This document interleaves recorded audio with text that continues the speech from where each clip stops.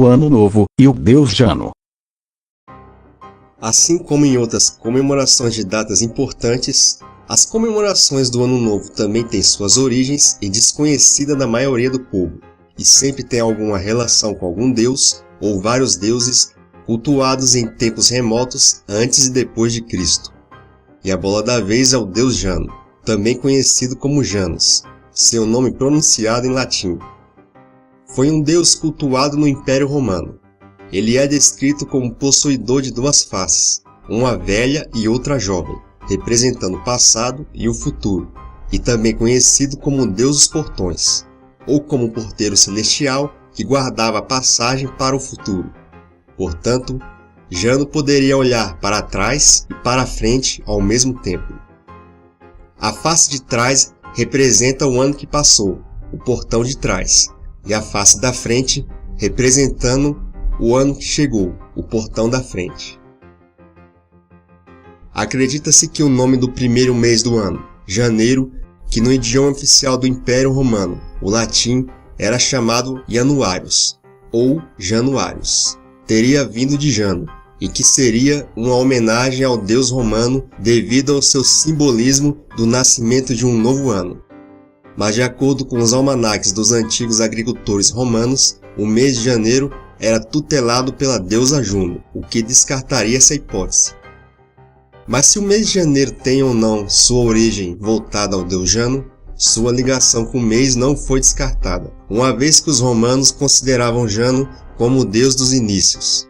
E segundo os registros, os romanos dedicavam o mês de janeiro a Jano, e foi a partir do ano 46 a.C., quando o governador de Roma, Júlio César, estabeleceu o 1º de janeiro como o primeiro dia de um ano. Isso porque antes o ano novo se iniciava no mês de março, e antes do calendário gregoriano, o calendário atual nos dias de hoje, outros calendários marcavam a contagem dos tempos, e a quantidade de dias e meses eram reduzidos. Um exemplo claro são os nomes dos meses de setembro, outubro, novembro e dezembro. Ambos os nomes representavam o número do mês na ordem posicional. Só que a introdução de julho e de agosto mudou a representação numeral dos meses citados. O mês de julho, cujo seu nome é em homenagem ao imperador Júlio César, passou a ser o número 7 na ordem, que era o número do mês de setembro. O mês de agosto, que teve seu nome em homenagem ao imperador César Augusto, filho de Júlio César, passou a ser o número 8, que era o número do mês de outubro, e posteriormente a ordem numeral dos demais meses foram mudadas. E para ficar bem constatado, a origem dos nomes dos primeiros 6 meses do ano foram em homenagem a algum deus ou entidade, julho e agosto em homenagem a imperadores, e de setembro a dezembro representavam o número dos seus posicionamentos no calendário.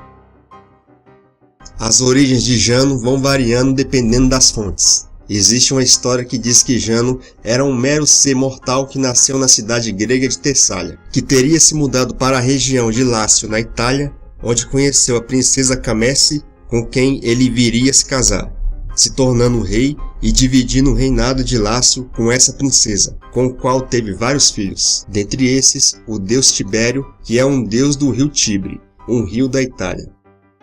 Logo após a morte de Camesse, Jano se tornou o único governante da região de Lácio, estabelecendo-se tempos de paz, de fartura e abundância, com a introdução dos plantios no campo, introdução do dinheiro e das leis. E após a morte de Jano, ele foi tutelado como um deus, tendo sua imagem esculpida em portões e moedas, recebendo a função de deus das transações do passado para o futuro. Essa é a ligação do calendário gregoriano com o deus Jano, o calendário dos 12 meses e dos 365 dias em que a Terra dá uma volta completa sobre o Sol, com a definição do mês de janeiro como o primeiro mês do ano. E há quem diga que as comemorações do Ano Novo, com a entrada do 1º de janeiro, com todas aquelas festividades e pirotecnia, seria uma indireta homenagem ao deus Jano.